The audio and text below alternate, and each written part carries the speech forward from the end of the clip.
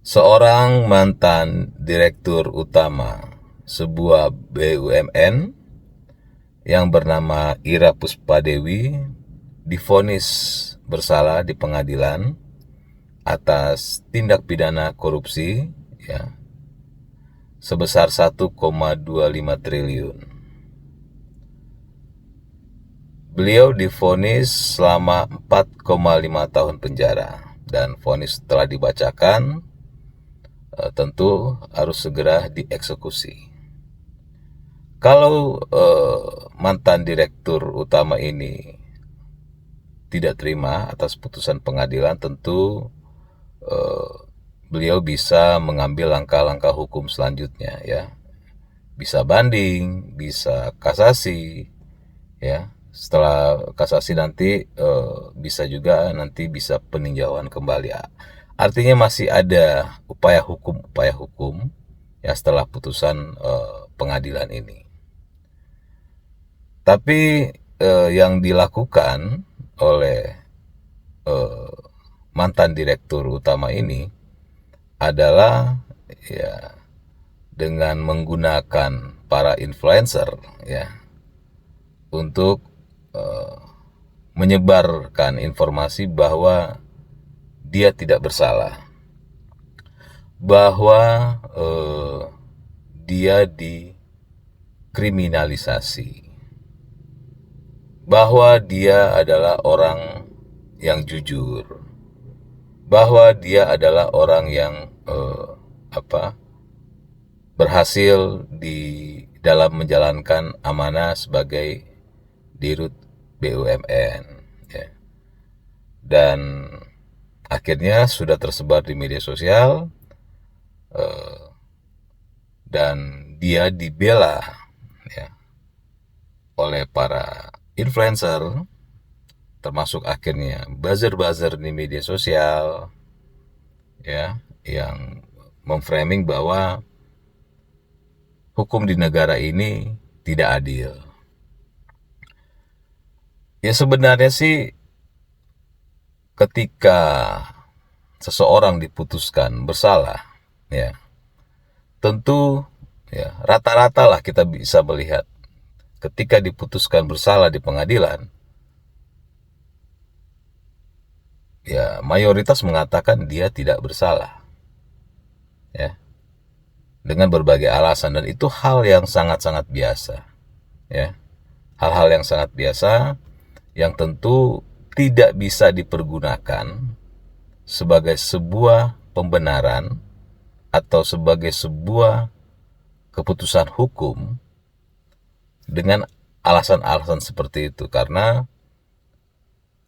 di pengadilan lah tempat ya seseorang itu untuk membuktikan bahwa dia tidak bersalah ya, tentu dengan berbagai argumen, dengan berbagai bukti ya. Nah, ramai sekarang ini akhirnya diperbincangkan seolah-olah ya telah terjadi kriminalisasi, seolah-olah negara seolah-olah hukum di negara ini tidak adil ya. Apa yang terjadi ya, saya nggak ngerti apakah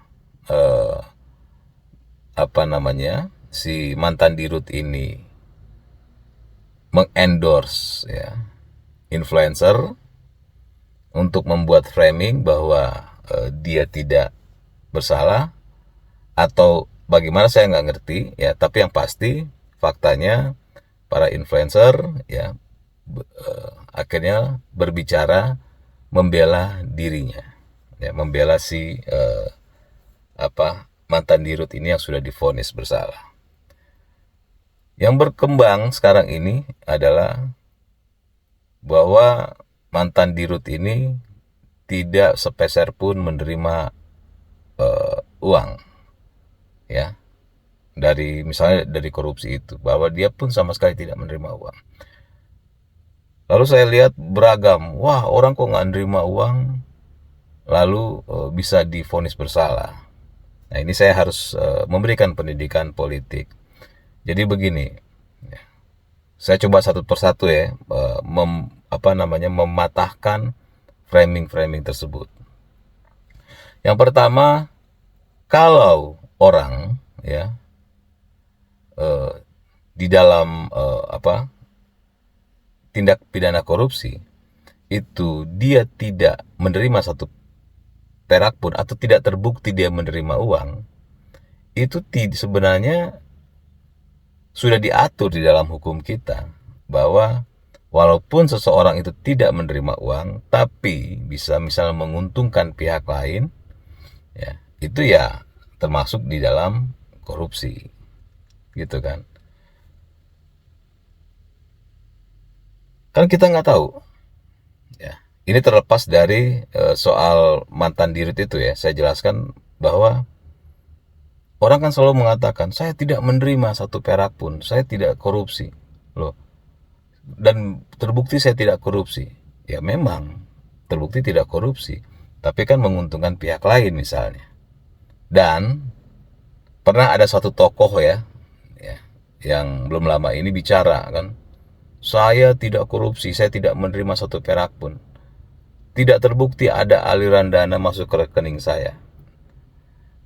Saya bilang kalau ada yang percaya omongan itu bodoh ya. Kenapa? Mana ada orang melakukan korupsi, lalu uang korupsinya itu ditransfer ke rekeningnya? Ya nggak akan ada. Ya, di mana-mana orang kalau korupsi itu tentu pakai uang cash ya. Bisa pakai dolar dan segala macam. Nggak mungkin ada transaksi yang bisa menjadi bukti. Jadi itu ya, bahwa kalaupun seseorang itu yang divonis bersalah tidak terbukti menerima uang, ya, bukan berarti dia tidak korupsi kalau sampai dia menguntungkan pihak lain atau merugikan pihak atau merugikan negara. Nah, kedua ada lagi ya framing yang dibuat bahwa mantan direktur utama ini ya, Ira Puspadewi, telah berhasil ya, telah berjasa memberikan keuntungan ya bagi negara. Jadi BUMN yang dia kelola waktu itu, yang dia pimpin waktu itu mendapatkan keuntungan besar. Pertanyaannya, apakah ya dengan hal seperti itu lalu bisa membuktikan bahwa Ira Puspadewi tidak melakukan korupsi? Ya kan enggak nyambung jadinya. Maka saya bilang, apa urusannya ya dia berhasil membuat keuntungan bagi BUMN ya. Ini kan framingnya begitu kan yang terbangun. Apa korelasinya, apa hubungannya dia menguntungkan ya. Jadi BUMN yang dia pimpin itu menghasilkan keuntungan, lalu dengan kasus korupsinya nggak ada hubungannya. Jadi maka saya bilang, ini apa sih? Tapi framing itu dibikin ya seolah-olah orang ini nggak bersalah, hukum di negara ini nggak adil. Orang orang yang berhasil membuat keuntungan bagi BUMN kok dituduh korupsi. Loh, saya bilang ini ngaco gitu kan. Kalau orang ya, anggaplah dia berhasil di sebuah perusahaan, dia bisa menguntungkan perusahaan, dia sangat berjasa di perusahaan. Ya tapi kalau melakukan tindak pidana korupsi, ya bukan berarti akhirnya dia bisa bebas, bukan berarti dia akhirnya dimaafkan, bukan berarti dia dinyatakan tidak bersalah, tidak terbukti korupsi.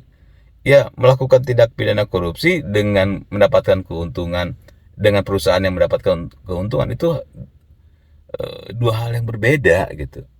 Bahkan saya bilang ya, kalaupun Ira Puspadewi ini adalah orang yang berjasa bagi bangsa dan negara, orang yang menjadikan Indonesia ini merdeka misalnya.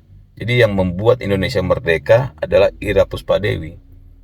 Walaupun sebesar itu jasanya, kalau sampai dia misalnya terbukti melakukan korupsi, ya dia bersalah aja, dia harus dihukum. Nggak ada urusan dia berhasil menjadikan negara ini merdeka dengan dia melakukan korupsi. Nggak ada hubungannya. Jadi ini framing-framing begini, ini kan sebuah pembodohan ya, saya bilang.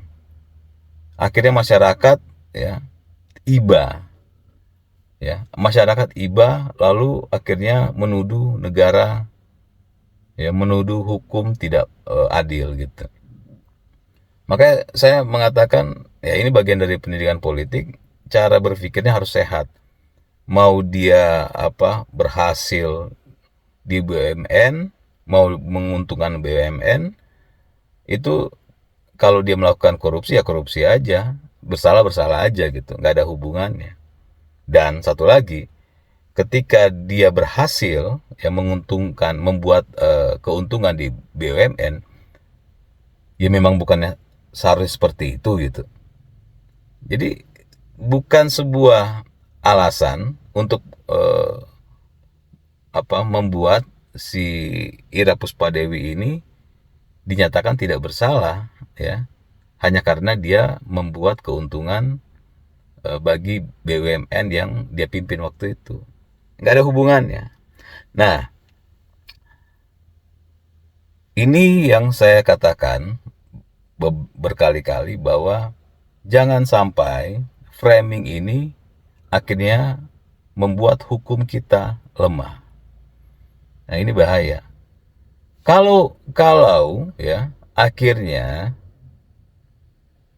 karena desakan akhirnya hukum kalah ya, dengan dengan framing ke depan ya, akhirnya bisa menjadi cara paling ampuh ya bagi para pelaku tindak pidana korupsi untuk bebas dari hukuman ya. Jadi ketika divonis misalnya ada seorang koruptor ya melakukan korupsi ya, misalnya di kementerian, atau seorang menteri terbukti melakukan korupsi, divonis bersalah ya, maka sebelum dia banding dia panggil influencer ya, dia bayar influencer, lalu dia minta influencer itu memframing agar bahwa dia tidak bersalah, memframing bahwa dia terzolimi, memframing bahwa terjadi kriminalisasi. Nah, kalau sudah seperti itu, mau jadi apa negara ini ya? Mau jadi apa?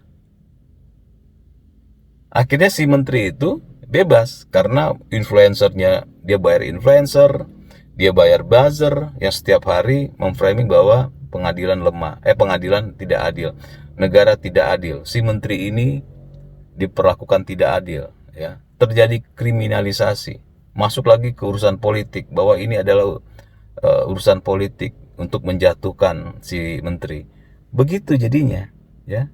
Jadi stop lah ya untuk memframing hal seperti ini. Nah, kalau Ira Puspadewi ini merasa dia tidak bersalah ya wajar. Maka apa yang dia lakukan? Yang dia lakukan adalah dari putusan pengadilan itu dia banding. Kan masih ada upaya hukum. Dia buktikan di pengadilan dia tidak bersalah. Setelah banding pun nggak berhasil, ya dia bisa langsung lagi misalnya kasasi ya. Masih nggak bisa juga gitu kan, dia kalah, ya masih ada peninjauan kembali PK gitu. Itu yang harus dia lakukan dan itu yang harus kita hormati bersama-sama. Ini hukum di Indonesia ya begini gitu. Pembuktian, bukan framing ya. Bukan framing melalui influencer-influencer, mulai buzzer-buzzer. Ini yang tidak sehat. Masyarakat akhirnya dibodohi ya dengan drama-drama seperti ini. Jadi pesan saya ke mantan Dirut BUMN Ira Puspadewi, hentikan main drama-dramaan, hentikan main influencer-influenceran ya. Yang mereka lakukan, influencer lakukan ini adalah sebagai pembodohan terhadap masyarakat ya.